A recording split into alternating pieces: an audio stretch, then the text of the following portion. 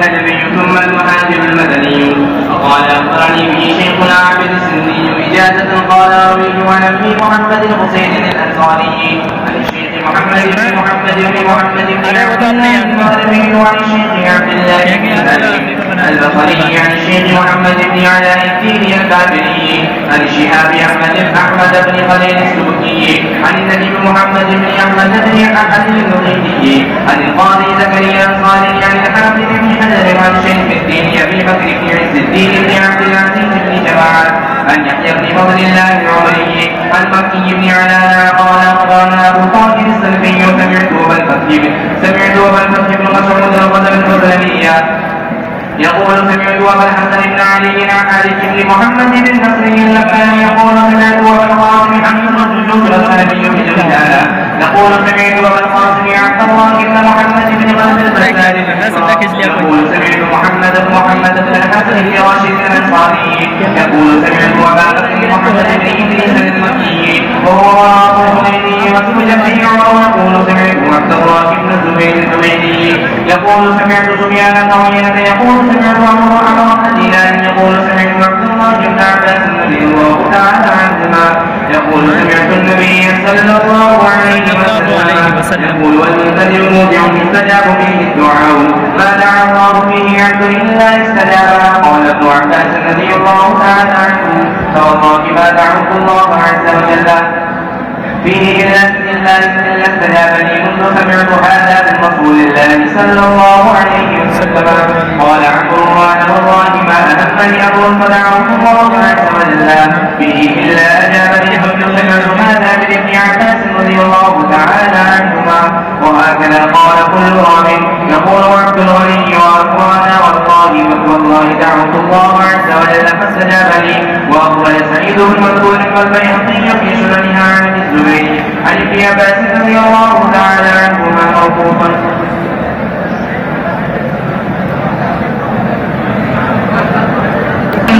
الحمد لله الذي رفع قدر نبيه كما وحرم على الشيطان ان يتمثل به فمن رآه فقد رأى الحق بذنب الله. واشهد ان لا اله الا الله وحده لا شريك له واشهد ان سيدنا ومولانا محمدا عبده ورسوله المخلوق بالشفاعة الكبرى صلى الله عليه واله وصحبه نور الهدى وقادر التقى. اما بعد فيقول اصحاب عباد الله الكريم احمد المعروف بالرزق ولي الله بن عبد الرحيم محمد الدهلوي. هذه 40 حديثا من احاديث النبي صلى الله عليه وسلم التي تروي من جهة الرؤيا ومن جهة مشاهدة روحه الكريمة جمعتها في هذه الرسالة منها ما لا واسطة بيني وبينه صلى الله عليه وسلم ومنها ما يكون بيني وبينه صلى الله عليه وسلم واسطة واحدة ومنها ما يكون بيني وبينه صلى الله عليه وسلم واسطتان أو سميتها بسنة السبيل في مبشرة الأمين صلى الله عليه وسلم. الحديث الأول رأيت النبي صلى الله عليه وسلم في المنام كأني دخلت عليه وقعدت بين يديه وهو واقف بطنه على صدره فقامت علي منه صلى الله عليه وسلم 3 سور يجلب لي من أعلاه وأسفله وأقرب عنه والثاني جسم مطبوع مستمر به इधर से तो सिर्फ तुम्हारा आ रहा है, इसका नहीं आ रहा। पीछे साथी बेटी ऐसा नहीं लगता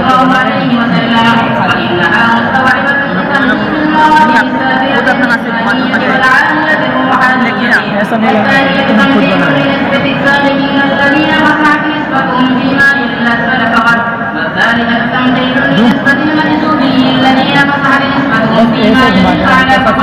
فلما فهمت المراد بهذه الصور الثلاث رفع النبي صلى الله عليه وسلم رأسه وتبسم إلي ومد يديه وأشار إلى البيعة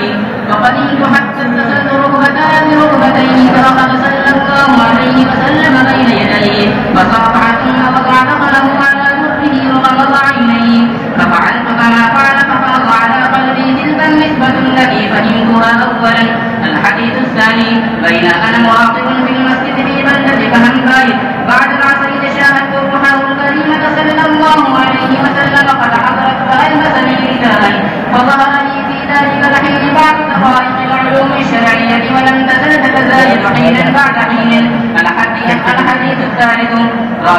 المنام أن الحسن والحسين رضي الله تعالى عنهما نزلا في بيتي وبيد الحسن رضي الله عنه قلم قد انكسر لسانه فبسط يده ليعطيني وقال هذا قلم جدي رسول الله صلى الله عليه وسلم ثم أمسك بيده وقال حتى يصلحه الحسين فأصلحه ثم ناولني ثم جيء برداء فرفعه الحسين رضي الله تعالى عنه وقال هذا رداء جدي رسول الله صلى الله عليه وسلم ثم ألبسني بقي يومئذ شرح صدري للتصنيف في العلوم الشرعية والحمد لله. الحديث الرابع سألته صلى الله عليه وسلم سؤالا روحانيا عن معنى قوله كنت نبيا وآدم منجدل بين الماء والطين ففاض على روح من روحه الكريمة السورة المثالية التي كان قبل أن يوجد في العالم الأجسام وأن فيضانها في الحضرة المثالية كان عبده لآدم منجدلا بين الماء والطين وأنه له صلى الله عليه وسلم ظهورا تاما في تلك الحضرة وهو المعبر بالنبوة في هذا الحديث. ولذلك لما وجد في العالم الجسماني انتقل معه الرؤية المثالية إلى العالم الجسماني فظهر من العلوم ما لم يكن بحسابه. الحديث الخامس سألته صلى الله عليه وسلم سؤالا روحانيا عن معنى قوله كان في أعمالنا هواه وما كفه هواه في جواب من قال أين كان ربنا قبل أن يخلق خلقه ففاض على روح من روحه الكريمة سورته من عظيم الإنسان بعد أيولاني فأحاط بمجامعها للبعد بخطوط شعاعية وقيل هذا النور هو كدر المشار إليه بهذا القول وهذا البعد الأيولاني هو العمى وهذه الإحاطة بالخطوط الشعاعية هو القهر المشار إليه بقوله تعالى وهو القاهر فوق عباده. الحديث السادس أشار صلى الله عليه وسلم إشارة روحانية مخاطبا بهذا الفقير إن مراد الحق فيك أن يجمع الله تعالى شملا من شمل الأمة المرحومة بذلك. الحديث السابع سألته صلى الله عليه وسلم عن التثبت وتركه أيهما أحسن لي فقال منه على روحي فيدخل لي بسببه قلبي عن الأسباب والأولاد. ثم انكشف الأمر بعد ساعة فرأيت الطبيعة فرقنا إلى الأسباب ورأيت الروح فرقنا إلى التقليد. الحديث الثامن سألته صلى الله عليه وسلم سؤالا روحانيا عن سر تفضيل الشيخين على علي رضي الله تعالى عنهم مع أنه أشرفهم نسبا وأرضاهم حكما وأشجعهم جهادا والصوفية عن آخرهم ينتسبون إليه فرق على قلبه منه صلى الله عليه وسلم أن له صلى الله عليه وسلم وجهين وجها ظاهرا ووجها باطنا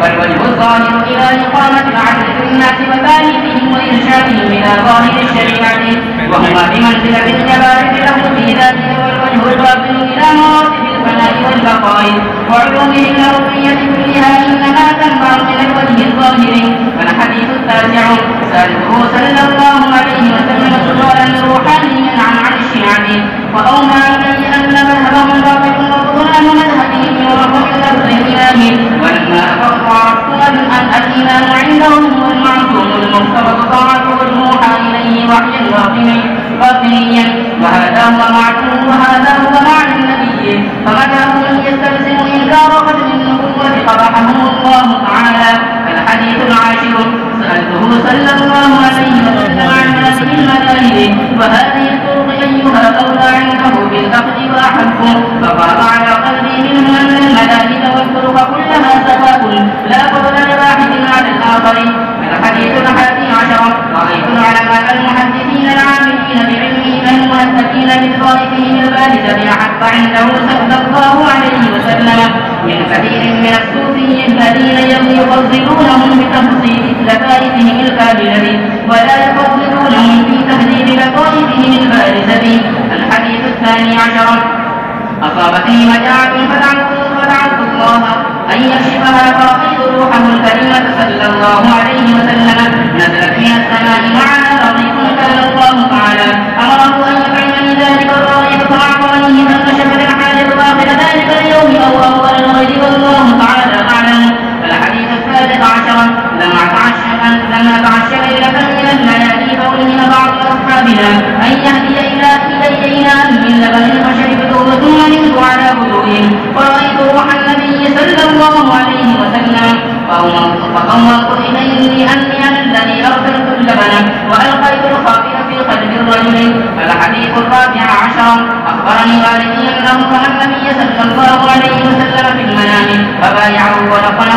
والإثبات على طريقة الصوفية فبايعني كما بايعه النبي صلى الله عليه وسلم ونقلبا كما ذكره النبي صلى الله عليه وسلم. الحديث الخامس عشر أخبرني والدي أنه كان أيضا قرأ النبي صلى الله عليه وسلم في النوم فقال كيف حالك يا بني ثم بشره بالشفاء وأعطاه شعرتين من شعور لحيته فتعافى من المرض بمحله وبقيت الشعرتان عنده في اليقظة فأعطاني أحدهما فهي عندي. والحديث السادس عشر أخبرني سيد الوالد بهذه السيرة من الصلاة على النبي صلى الله عليه وسلم اللهم صل على محمد النبي الأمي وآله وبارك وسلم وقال قرأتها في المنام على النبي صلى الله عليه وسلم فاستحسنها. الحديث السابع عشر أخبرني سيد الوالد قال أخبرني شيخ السيد عبد الله القاري قال حفظت القرآن على قرآن سند كان يسكن في التربة فبينما نحن نتدارس القرآن إذ جاء قوم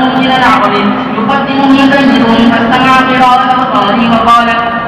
بارك الله أكبر حق القرآن ثم رجع وجاء رجل آخر بذلك السيد وأخبر أن النبي صلى الله عليه وسلم أخبرهم البارحة أنه سيذهب إلى البرية الفلانية لاستماع قراءة القاري هناك فعلمنا أن السيد الذي كان يقدمه هو النبي صلى الله عليه وسلم قال وقد رأيته بعيني هذين والله أعلم. الحديث الثامن عشر أخبرني سيد الوالد أنه أراد في ابتداء نبيه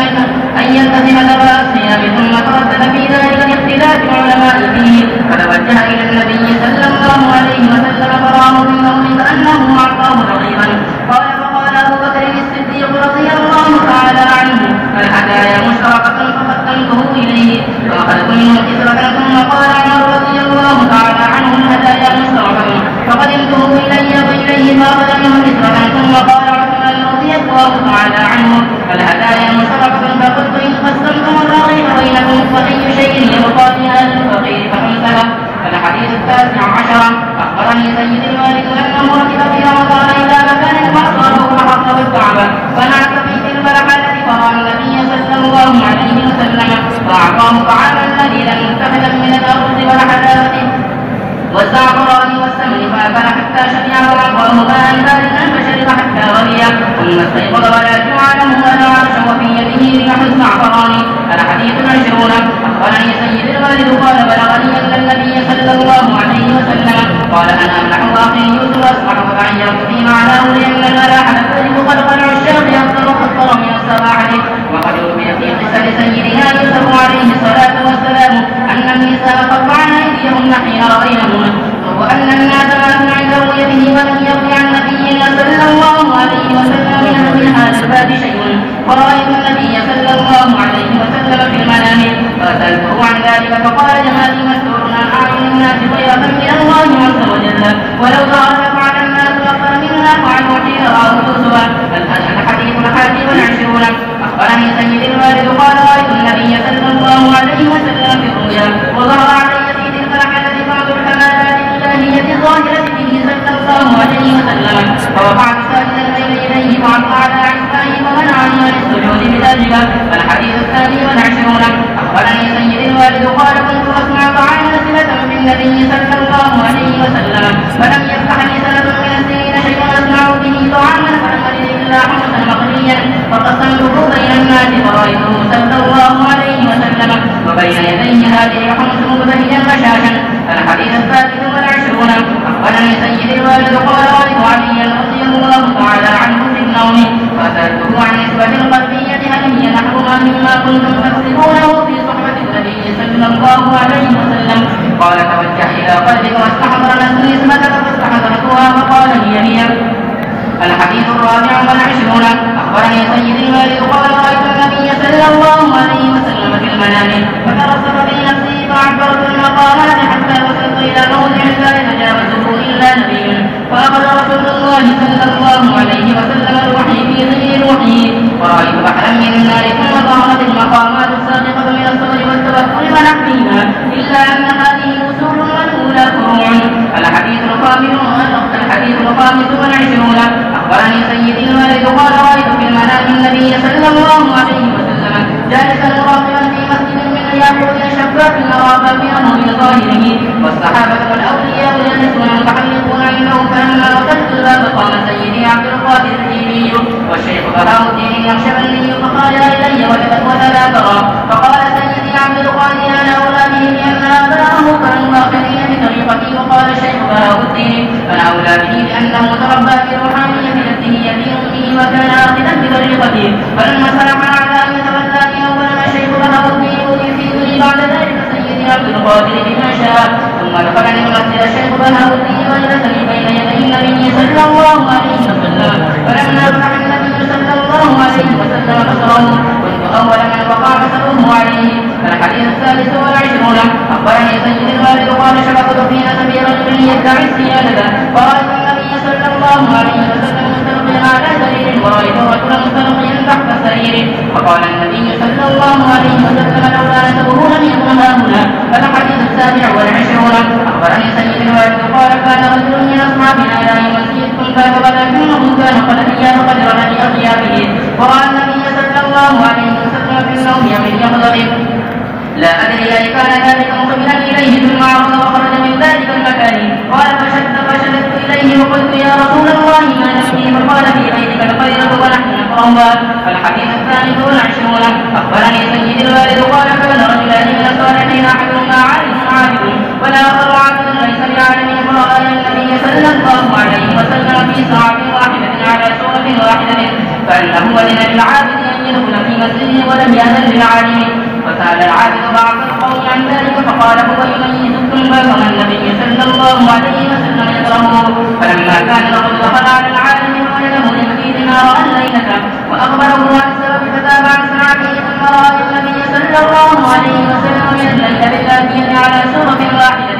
فإنه إلى العابد وقربه منه. الحديث التاسع والعشرون بلغني عن سيد العم أنه رأى في المنام كأنه يمشي في طريق ليس فيها أحد قال فإذا برجل يشير إلي أن تعالوا ثم قال يا بقي السير أنا عدي أرسلني إليك رسول الله صلى الله عليه وسلم لأرسلك إليه قال فسرنا حتى دخلنا على النبي صلى الله عليه وسلم قال فجعل علي رضي الله تعالى عنه يدي تحت يده ثم ناول النبي صلى الله عليه وسلم يده وقال يا رسول الله هذه يد بالرضا محمد فبايع النبي صلى الله عليه وسلم ثم قال علي رضي الله تعالى عنه والواسطة بين النبي صلى الله عليه وسلم وبين الأولياء والإشارة إليك قال ثم دخل الأدبار. الحديث الثلاثون بلغني عن سيد العم أنه قال رأيت النبي صلى الله عليه وسلم في النوم فلم يزل يدنيني منه حتى سرت نفسه. الحديث الحادي والعشر والثلاثون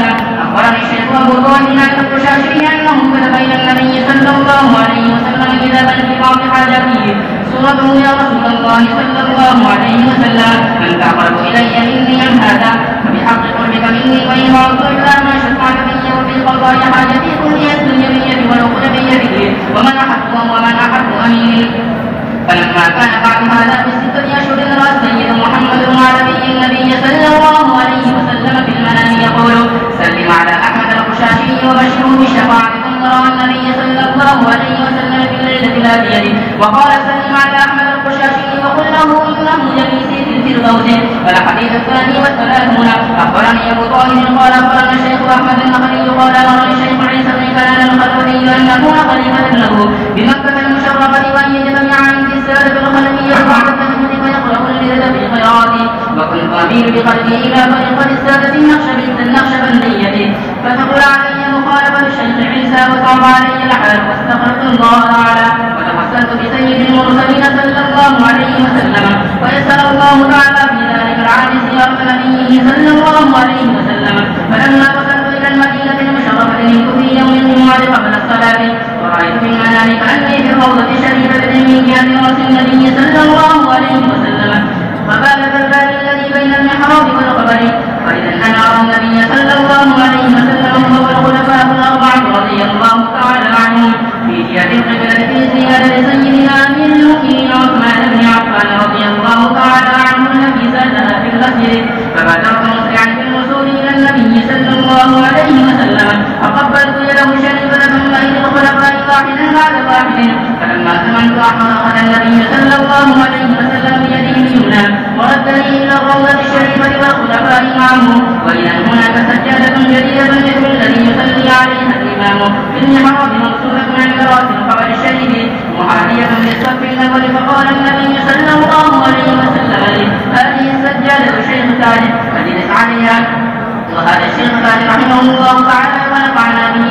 في الدنيا والآخرة كان وليا لله عارفا بالله يقام بمكة المشرفة إلى حلول 1040 من الهجرة مدينة ومات بها. قال الشيخ أحمد النخعي فهذه مشيخة منه صلى الله عليه وسلم لي خاصة وإن كان هو صلى الله عليه وسلم شيخا لجميع المؤمنين. وألبس النخعي الخرقة للشيخ أبي طاهر وأجاز له وألبس أبو طاهر الخرقة لهذا الفقيه وأجاز له. الحديث الثالث والثلاثون أخبرني شيخ أبو طاهر قال أخبرنا شيخ أحمد النخعي قال أخبرنا شيخنا سعيد السند أحمد بن عبد القادر قال أخبرنا شيخ جمال الدين القلواني عن شيخ يحيى الخطاب المالكي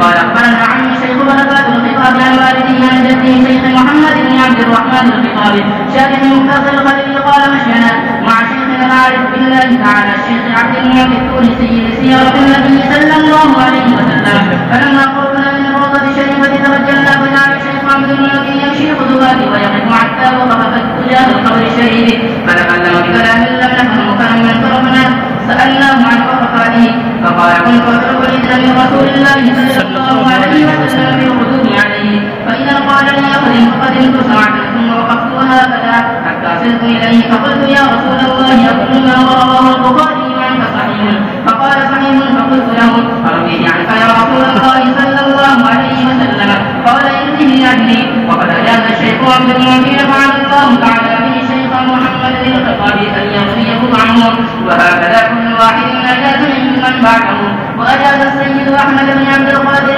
النخعي يرضي عنه بهذا السند أجاز النخعي لأبي طاهر فأجاز أبو طاهر لنا. قلت ووجدت هذا الحديث بخط الشيخ عبد الحق الذهلبي بإسناد له عن الشيخ عبد المعطي بمعناه وفيه فلما فرغ من الزيادة وما يتعلق بها سأله أن يرويه عنه صلى الله عليه وسلم صحيح البخاري وصحيح مسلم فسمع الإجازة من النبي صلى الله عليه وسلم فذكر صحيح مسلم أيضا. الحديث الرابع والثلاثون أخبرنا أبو طالب عن الشيخ أحمد النخعي عن البابلي عن سالم عن النبي الغيثي عن شمس محمد بن العثماني أنه رأى النبي صلى الله عليه وسلم في النوم في مكة وقرأ عليه أول سورة النحل فأجاز كل رابية سورة النحل وسائر القرآن وأجاز لنا أبو طاهر. الحديث الخامس والثلاثون شابكني السيد عمر بن بنت الشيخ عبد الله بن سالم وقال شابكني جدي وقال شابكني شيخ محمد بن سليمان وقال شابكني فمن شابكني دخل الجنة إذ بذلك شابكني شيخنا الجزائري وبذلك شابكه أبو عثمان المقري وبذلك شابكه السيد أحمد الحجي وبذلك شابكه أبو سالم التاسي وعن سيدي صالح الزبادي عن السدي بجماعة عن الشيخ محمد الشيرين عن الشيخ سعد الدين الزعفراني عن والده محمود الزعفراني عن أبي بكر السباسي وناصر الدين علي بن أبي بكر بن نون المغربي وهو عن محمد بن إسحاق الخولاني عن الشيخ الأكبر محي الدين بن العربي عن الشيخ أحمد بن مسعود بن شداد المقري الموصلي عن الشيخ علي بن محمد الحارثي الباهلي عن الشيخ أبي الحسن علي الباغوثاني قال رأيت رسول الله صلى الله عليه وسلم في المنام وشبك أصابعه بأصابعه وقال يا علي شابكني فمن شابكني دخل الجنة وما زال يعود حتى وصل إلى سواع ثم استيقظت وأصابعي في أصابع رسول الله صلى الله عليه وسلم. قال الشيخ التازي فلا ينبغي من شابك أحدا أن يقول شابكني فمن شابكني دخل الجنة. الحديث السادس والثلاثون شابكني أبو طاهر عن أبيه شيخ إبراهيم الكردي عن الشيخ أحمد القشاشي عن أخيه بطريق الشيخ أحمد القرقشي الميقاتي أنه رأى في المنام أنه دخل مع الشيخ أحمد الشنابي الحجرة الشريفة وسلم على رسول الله صلى الله عليه وسلم. قال القرقشي فسأل شيخنا النبي صلى الله عليه وسلم فقال يا رسول الله من أقرب الناس إلى الله تعالى؟ فقال صلى الله عليه وسلم من استهلك ذاته وصفاته في صفاته. قلت هذا هو بعينه مضمون قول النبي صلى الله عليه وسلم وإذا أحببته كنت سمعه الذي يسمع به الحديث. والحديث السابع والثلاثون شافعني أبو طاهر عن أبيه قال في سورة الفاتحة وأبوها إلى البقرة عن القشاشي بقراءته عن النبي صلى الله عليه وسلم في المنام شافعني أبو طاهر عن النبي قال في سورة إذا سلسلت عن الفقيه المغني شيخ تقي الدين عبد الباقي الحنبلي بقراءته في المنام على رسول الله صلى الله عليه وسلم ثم سمعه النبي صلى الله عليه وسلم.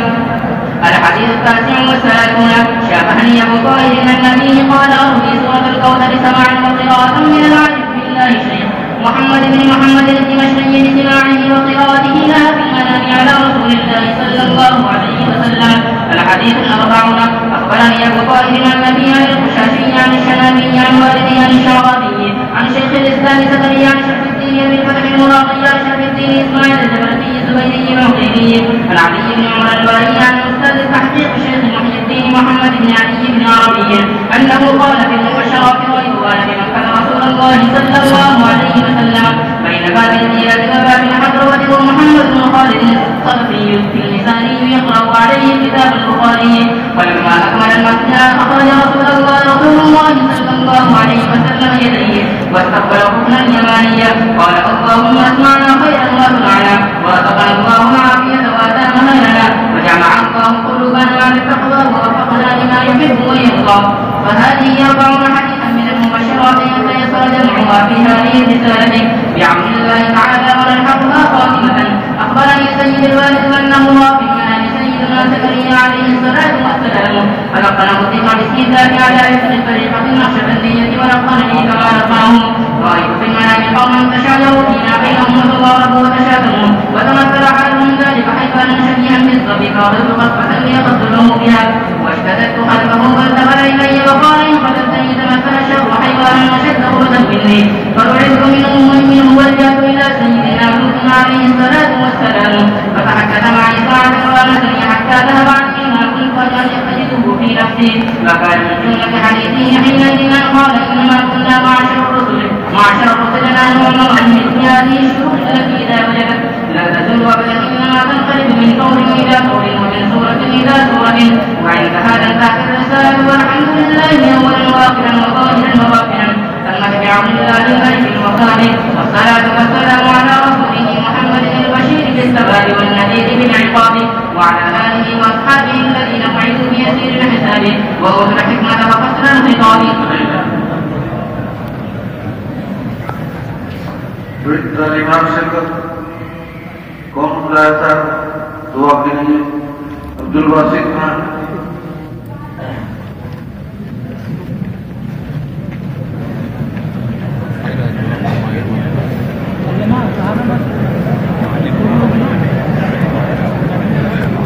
नबीर अहमद खान मौलाना नसीर अहमद साहब के साहबजादे हैं जो शेख